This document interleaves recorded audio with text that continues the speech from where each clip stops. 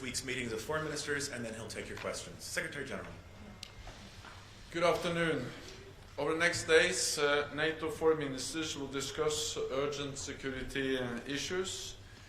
We face the most dangerous world in decades, growing global competition, war in Ukraine, and renewed conflict in the Middle East. I welcome that the agreement between Hamas and Israel has led to the release of hostages and the delivery of more humanitarian aid. I call for an extension of the pause. This would allow for much needed relief to the people of Gaza and the release of more hostages. The suffering we have seen underlines the need for a lasting political solution. NATO allies are present in the wider Middle East region, including through our capacity building mission in Iraq. We have seen drone and rocket strikes on US positions in Syria and Iraq, as well as attacks on commercial shipping. This underlines the risk of escalation. Iran must rein in its proxies. Tomorrow, ministers will address Russia's destabilizing actions in Ukraine and beyond. Russia has brought war back to Europe, and it seeks to destabilize our democracies with cyber attacks, disinformation, energy blackmail, and even migration. In recent weeks, Moscow has been facilitating the arrival of migrants at Finland's border with Russia, prompting the closure of border crossing points, using migration as a tool to put pressure on a neighbor and a NATO ally. NATO stands in solidarity with our ally Finland, and I welcome that Frontex is helping to bolster Finland's borders. At our ministerial, allies will also address the challenges China presents to our security. I welcome recent discussions between China and allies. Dialogue is important, and we must seek opportunities to work together on a range of issues, including climate and arms control. China is not an adversary, but Beijing's actions challenge our security, and we must work together to respond. We will also address the situation in the Western Balkans. We have seen serious violence in northern Kosovo, divisive and secessionist rhetoric in Bosnia and Herzegovina, and malign attempts to sow dissent, including from Russia. Together with the EU High Representative, we will discuss ways to enhance stability in the region.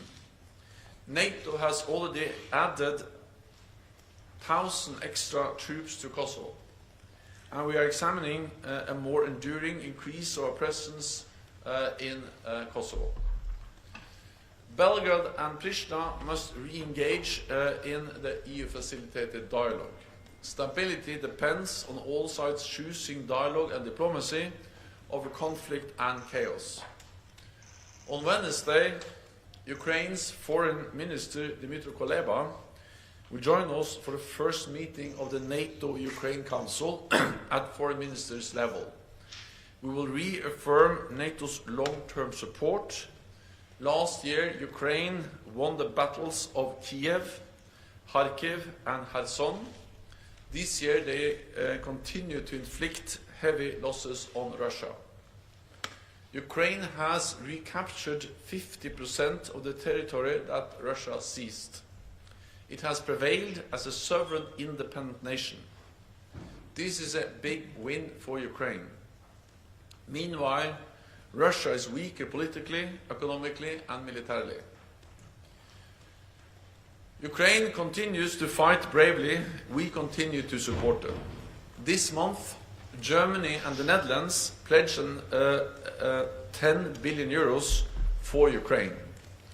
Romania opened an F-16 training center for Ukrainian pilots. Allies, including the US and Finland are sending more air defenses and ammunition to protect Ukrainian cities from Russian attacks. And 20 allies have now formed an air defense coalition for Ukraine. Allies agree that Ukraine will become a member of NATO. At our meeting, we will agree recommendations for Ukraine's priority reforms, as we continue to support Kiev on its path to NATO membership. Finally, on Sweden. Sweden's membership will make NATO stronger and all of us safer. So I welcome that the Turkish parliament has begun its ratification process. I count on Turkey and Hungary to complete the ratifications as soon as possible. The time has come. With that, I'm ready to take your questions. We'll start with Swedish radio in the second row, please. Mr. Secretary-General, how does the statement from the leader of the Swedish Democrats that he wants to stop the construction of new mosques, even confiscate and demolish mosque buildings, affect the possibilities of a final decision soon on the Swedish NATO membership in Turkey? And what do you think about the statement in general? And the second question, the increased migration, as you mentioned, the pressure we'll see in Finland from Russia, how will it be raised at the meeting, and in what way is it comparable with the situation with Belarus 2 years ago, according to you? Thank you. So first on the last, on the Finnish border. Well, I think it's too early to say how to what degree this is the same as we saw on the border with Belarus. But I think what we can say is that this is yet another example of how Russia is using migration as a tool to try to put pressure on other countries in Europe. Therefore, I'm in close contact with the Finnish government. They have briefed us on the situation, and we are, of course, following very closely what happens around the Finnish border. Having said that, I'm absolutely confident that the Finnish authorities are able to deal with this situation themselves, or they get from the EU border agency Frontex, so far there has been no request for any NATO increased involvement on this situation, and of course border control is something which is done by border authorities and by national authorities in NATO allied countries like in Finland. Then on the statement from the Swedish also leader of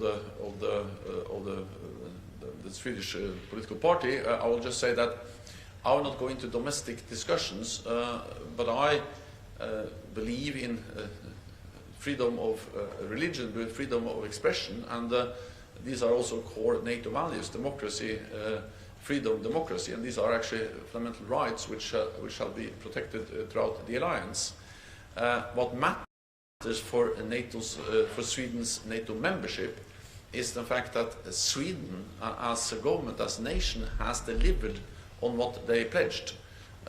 Sweden promised in Madrid and also later on in Vilnius to step up its fight against terrorism, step up its cooperation with Turkey, and also to remove restrictions on arms control, and that's exactly what Sweden has done. So Sweden has delivered on what they promised, and now the time has come to Turkey to finalize the accession process, and it's good that President Erdogan has submitted the papers for ratification to the parliament. It's good that the parliament in Ankara, the Grand National Assembly, has started to deal with these documents, and I hope they can finalize this process as soon as possible. We'll go to Irina Summer, row 4 in the middle here, please. Just behind you. Yeah. Thank you, Dylan. Secretary-General Irina Sommer, news agency Interfax, Ukraine. What is your assessment for the implementation of Vilnius summit decision regarding Ukraine? What is your expectation towards upcoming summit in Washington? And what Ukraine have to do to get a good result there? Thank you. So NATO allies are following up and implementing the decisions we made on Ukraine and NATO membership at our summit in Vilnius in July this year. And we made 3 important decisions. First of all, we shortened Ukraine's path to membership from a 2-step process to a 1-step process by removing the requirement for a membership action plan for Ukraine. So that step has already been taken.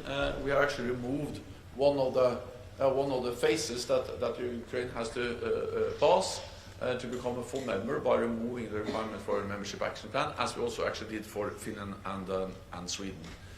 Second, we have established a NATO-Ukraine Council, which is an important body where Ukraine and all NATO allies meet around the same table with the same rights, the same obligations, and that's a body where we can make decisions together. So that moves Ukraine, of course, significantly closer to NATO by establishing a decision-making body, the NATO-Ukraine Council, and that body, that council, will meet for the first time at the foreign ministerial level this week when Minister Kuleba comes to NATO. And thirdly, we have agreed a comprehensive, substantial program for ensuring full interoperability between Ukrainian forces and NATO forces. This will, of course, help them also to come closer to us, that they are more capable of operating together with NATO forces, and allies are delivering on that. On top of that, of course, the fact that NATO allies are delivering F-16s, battle tanks, artillery, training, all of that is, in a very practical way, helping Ukraine to come closer to NATO, because they are more and more also capable of operating and working together with NATO soldiers and based on NATO doctrines and training procedures. It's too early to say exactly what will be the decision at the Washington summit. All allies agree that in the midst of a war, full membership is not possible, but of course we will continue to look into, to address how we can move Ukraine and NATO even closer together as we prepare for the Washington summit. What decision we make there has to be addressed at the later stage when we are closer to the summit. We'll go to Patrick Jordan in the second row here, please. This is Mohammed Shaboul from Jordan News Agency. Mr. Secretary General, what specific issues will the ministers discuss with respect to the situation in the Middle East? Thank you. Of course, we are extremely concerned, and also welcome the fact that King Abdullah visited NATO a couple of weeks ago, gave a briefing to all allies. I had a bilateral meeting with him, and of course, his assessments, his analysis are of great value for NATO, and it demonstrates also that Jordan is a close partner, a highly valued partner of NATO. We have partners in the region. Israel is a partner, but also Jordan, Iraq, many Gulf countries, other Arabic countries are NATO partners, and in this critical situation we consult, we work with, we listen to our partners in the region. So we welcome the pause in the fighting, and this has enabled the release of hostages and enabled the delivery of support, humanitarian support to the people of Gaza. I call on an extension of the pause because this will give the people of Gaza much needed relief. It will also enable further release of hostages. NATO as an alliance has never played an active role in the Israel-Palestine conflict. We have a presence in the wider region with our training mission in Iraq to fight ISIS, with our close cooperation with Jordan, where we also do some defense capacity building efforts. And of course we are concerned about the potential escalation of the conflict, and therefore our message to Iran is that they should rein in their proxies, and of course what we have seen, drone attacks on ships, on U.S. forces in the region, but also attacks on commercial ships is of great concern and underline importance that Iran actually really don't use this situation to turn this war into full-scale regional conflict. Go to Terry Schultz in row 3 here, please. Thank you, Terry Schultz with the DW Today. Mr. Secretary General, how concerned are you by the emergence of plans that could call for Ukraine to give up territories permanently, possibly in exchange for NATO membership? How much does this concern you about the long-term security of NATO if this were actually to be the case? And are you also worried that perhaps flagging in the sense of declining weapons deliveries to Ukraine could mean that Ukraine would be forced into that situation, again, leaving territories in Russian hands that are Ukrainian land? Thank you. It is for Ukraine to decide what are acceptable ways to end this war. Our responsibility is to support Ukraine and to enable them to liberate as much land as possible and to put them in the best possible place when or if negotiations may start. Wars are by nature unpredictable. We have seen no sign that President Putin is planning for peace. He's actually planning for more war. So what we do know is that the more military support we provide to Ukraine, the stronger their position will be on the battlefield, and the stronger their position will be on a potential negotiating table. I think we have to also recognize that Ukraine has already made big or achieved big victories. We have to remember where this conflict started. At the beginning of the war, we feared that Ukraine would collapse within weeks and that President Putin would control Kiev within days. That didn't happen. The opposite happened. The Ukrainians were able to push Russian forces out of the north, in the east and in the south. They have liberated 50% of the territory that Russia occupied at the beginning of the war, of the full-fledged invasion, and they have prevailed as a sovereign, independent, democratic nation in Europe. This is a big victory for Ukraine. At the same time, Russia has suffered big losses. Significant fighting capabilities, tens of thousands of troops and personnel, and Russia is becoming more and more isolated politically, weaker economically, militarily. So in total, what we have seen is big defeats for Russia. They have not achieved their strategic goal to control Ukraine, and the Ukrainians have achieved a lot. Again, it is for Ukraine to decide. Our responsibility is to put them in the strongest possible position, and therefore I welcome the continued support from NATO allies. We'll go to Reuters here, third row, please. Andrew Gray from Reuters. Secretary General, you said that Ukraine has achieved big victories in this war, but it hasn't achieved any big victories this year in the counter-offensive. General Zaluzhny himself talks about a stalemate. So is NATO content with that state of the war? And if not, what is NATO and what are NATO allies willing to do to break the stalemate? So what we see is intense fighting. There's an extremely difficult situation along the front line, especially in the east. We see high casualty numbers and some of the most intense fightings that we have seen throughout the whole war has actually taken place over the last weeks and couple of months. This happens at the same time as the front line has not shifted in any significant way. So I think we need to distinguish between the fact that the front line is not moving so much and the fact that actually there is very heavy fighting going on. Again, we are impressed by the bravery, the competence of the Ukrainian forces, and also their ability to actually strike behind the Russian lines, deep into Russian-controlled territory. And of course, military achievements can partly be measured in square meters, but also on the losses you are able to inflict on your adversary. And yes, the front line has not moved so much, and of course we would like them to liberate as much territory as possible, as quickly as possible. But even though the front line has not moved, the Ukrainians have been able to inflict heavy losses on the Russian invaders, both measured in personnel and casualties, but also in taking out fighting capabilities.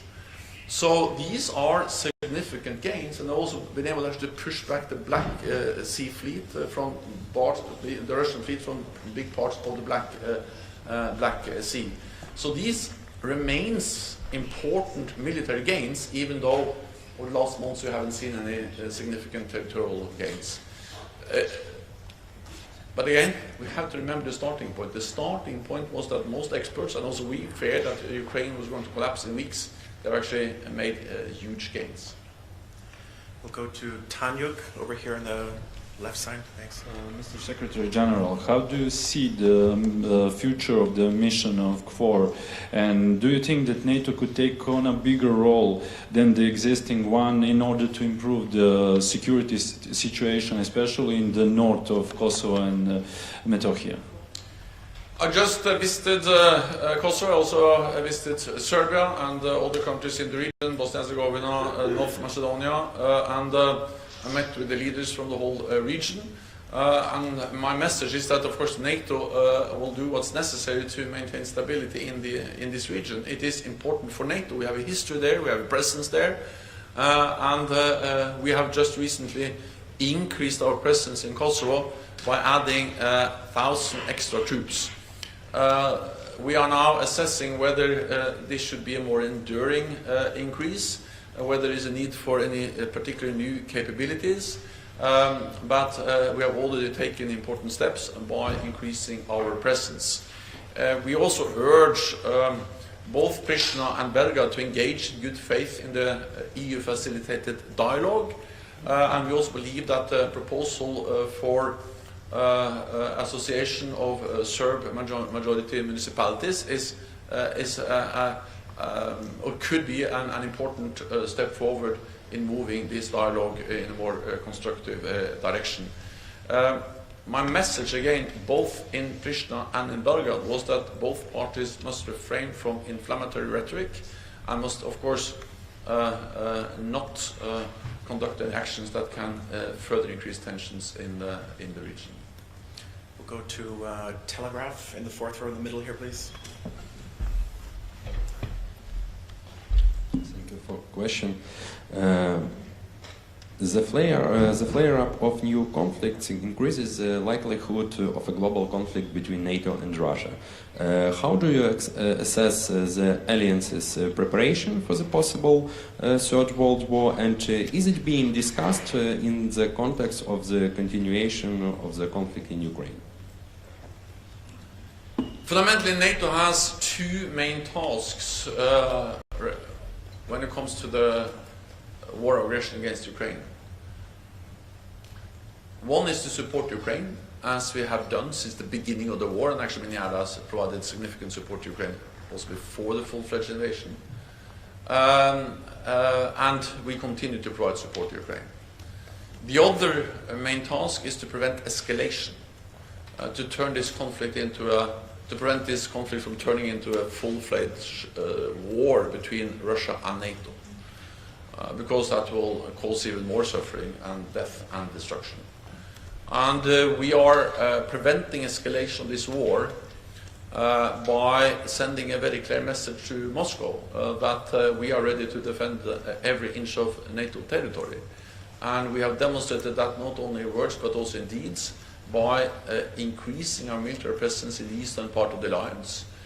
We have doubled the number of battle groups, we have high readiness of our forces, and we also deployed more air and naval forces in the eastern part of the alliance. We do this not to provoke a conflict, but to prevent the conflict, and to make sure that there is no room for miscalculation or misunderstanding in Moscow about our readiness to defend allies. This is fundamentally the same as NATO has done for almost 75 years. preserving peace, preventing war, by having a credible deterrence and defense. And that's what we continue to do, to make sure that Russia does not go further and actually seek a solution to the conflict in Ukraine, where Ukraine prevails as a sovereign independent state. We have time for just a couple more. We'll go to the middle of the room, please.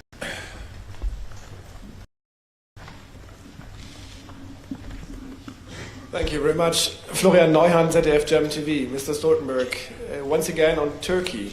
You yourself have raised the hopes that Turkey could celebrate, Sweden could celebrate its accession to NATO on this foreign ministerial, but now again Turkey has disappointed and hasn't delivered. Are you disappointed? I mean, President Erdogan himself has promised to you a rapid accession process. Are you disappointed, and what can you do to accelerate this process? So I would have liked to see a more speedy ratification process. That's no secret, and that's has been my message now for several months. I actually made it clear several months ago that the time has come to ratify not only Finland but also Sweden, and therefore I have continued to engage with the Turkish leadership, including a phone call with President Erdogan a few weeks ago, underlining the importance of finalizing the ratification of Sweden's membership. After my phone call with President Erdogan, he decided to submit the protocols for ratification to the Turkish Parliament. That was an important step, and it was also good news when the Speaker of the Parliament decided to submit the papers directly to the Foreign Relations Committee, and the Foreign Relations Committee had their first take on the protocols, the papers of ratification. I think it's a couple of weeks ago. Then, of course, I would like them to finalize that, and that's exactly what I have communicated many times, because Sweden has delivered, NATO has delivered on what we promised, and now it's time for Turkey and Hungary to finalize the process. Because we have to remember that Turkey has legitimate security concerns. No other allies suffered more terrorist attacks. They are concerned about terrorist groups which are attacking them, and of course we should work with Turkey to help them protect themselves against terrorist groups, and that's exactly what NATO is now doing. I have stepped up. We have stepped up here at NATO. I have appointed a special coordinator for our efforts in the fight against terrorism. We are in the process of updating our guidelines for the fight against terrorism. These are important things for Turkey, but also, of course, for the whole alliance. And then Sweden has really stepped up when it comes to exchange of intelligence. The security services are working more closely with the Turkish security services, also knowing that PKK is not only regarded as a terrorist organization by Turkey, but also by Sweden and NATO allies, and also that PKK is linked to also organized crime in Sweden. So I welcome the increased cooperation on fighting terrorism, but also that Sweden has removed restrictions on arms exports, and also, of course, follow up on the message from Vilnius that we should remove as many obstacles as possible for arms exports between NATO allies. All of this has been followed up from NATO.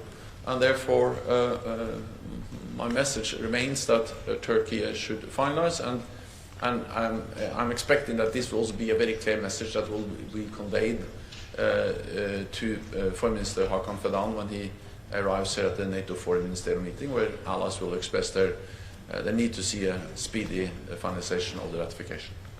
Final question today goes to Frankfurter Allgemeine Zeitung in the middle of the room, please. Thanks a lot, Thomas Kutschka, Frankfurter Allgemeine Zeitung. Secretary General, do you sense a willingness among NATO member states to equip Ukraine with what it needs for another counteroffensive next spring? And how do you assess General Zelensky's recent statement that to break out of the stalemate, Ukraine would need new types of weapons, that the weapons of the past that have been delivered so far are simply not enough to actually change the situation on the battlefield? Thank you. So what I see when I travel and meet NATO allies is unwavering commitment to support Ukraine with unprecedented level of military support. And just a recent announcement by Germany, 8 billion extra, and then added with 2 billion extra from the Netherlands. So just over the last couple of weeks, we have had 10 billion extra euros for military support to Ukraine, announced by 2 important NATO allies. Then you have the air defense coalition, which is not only looking into how can we sustain and provide ammunition and the spare parts to existing air defense systems, but how can we also add more and more advanced air defense systems to Ukraine, which will enable them partly to protect their civilians, their cities, but also to protect their economy, the critical infrastructure, and also protect their own defense industry. It's enormously important to do what these 20 NATO allies are doing, to establish this air defense coalition, to organize, facilitate more air defense support. Allies have delivered very advanced weapons, including cruise missiles from the United Kingdom, from France, and allies also providing a lot of other modern types of weapons. And then, of course, we have also the establishment of the training facility in Romania for training F-16 pilots. So overall, I see a very strong commitment from NATO allies to really provide military support and a wide range of types of weapons. Then, of course, what you have seen is that even with this substantial, significant military support from NATO allies, they have not over the last year been able to move the front line. And that just reflects the fact that we should never underestimate Russia. Their defense industry is on a war footing. They are able to resupply their forces with ammunition and new capabilities. They have got significant amount of ammunition from North Korea, and there is a willingness to sacrifice people in this operation, which also makes it hard for Ukrainians to achieve the territorial gains we all hope for. But rest assured, I'm absolutely certain that the message from NATO allies at this meeting, but also when we gather later on at the Washington summit, is that we need to stand by Ukraine. It is in our security interest that President Putin does not win this war. Then just one thing about technology. I think that, first of all, we are providing Ukraine with more and more advanced systems. Second, technology is not only about one specific item or weapon. It's about how they can operate together. How we can use drones, how we can use cyber, how we can use different systems and connecting them and then providing new capabilities. And allies are also working on that. And the way I read the article was also very much about actually how to connect and integrate different weapon systems so they can establish or provide even more advanced capabilities. That's all we have time for today. There will be several other opportunities this week. See you tomorrow. Thank you. Thank you so much.